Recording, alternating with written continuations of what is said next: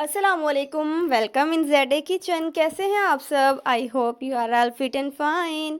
आज मैं लाई हूँ आपके लिए ऐसी रेमेडी जो आपके लिए बहुत ही ज़्यादा फ़ायदेमंद साबित होने वाली है। आपने जाना हो किसी शादी में या घर पे हो दावत, आपके छोटे बड़े फंक्शंस में ये रेमेडी आपके बहुत काम आने वाली है। सो इससे उठाएं आप भरपूर फ़ायदा। Let's start. बिस्मिल्लाहिर्रहमानिर्रहीम। मैंने लिया है एक प्यारा सा बॉल और उसमें शामिल किया है बेसन। बेसन ना सिर्फ हमारे खानों को चार चांद लगाता है बल्कि हमारी जिल्द को, हमारे रंगत को भी गोरा गोरा कर देता है। 1.5 चम्मच हमने शामिल किया है बेसन और इसमें 2 चम्मच जाएगी दही। दही बहुत ही ज़्यादा इम्पोर्टेंट रोल प्ले करती है।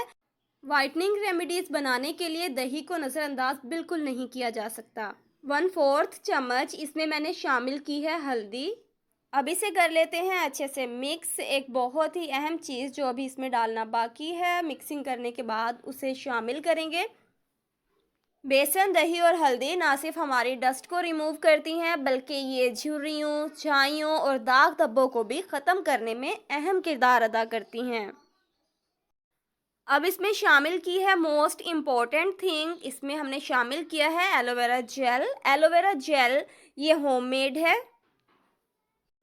2 चम्मच एलोवेरा जेल शामिल किया है। ये ना सिर्फ इंटरनल यूज़ के लिए फ़ायदेमंद है बल्कि इसके इस्तेमाल से एक्सटर्नली हर बंदा वाकिफ़ है, कोई इसकी अहमियत को नहीं झुटला सकता। इसे अच्छे से कर लिया है मिक्स। हमारी ये वाइटनिंग रेमेडी बहुत ही इम्पोर्टेंट है, तैयार हो चुकी है। अब इसको अप्लाई करते हैं। आप इस रेमेडी को ज़रूर ट्राई करें और रिज़ल्ट्स आपके सामने होंगे। चैनल पे नए हैं तो कर लीजिए सब्सक्राइब और साथ लगे बेल आइकन को दबाना मत भूलें। अपना बहुत सारा ख्याल रखें। अल्लाह हाफिज़।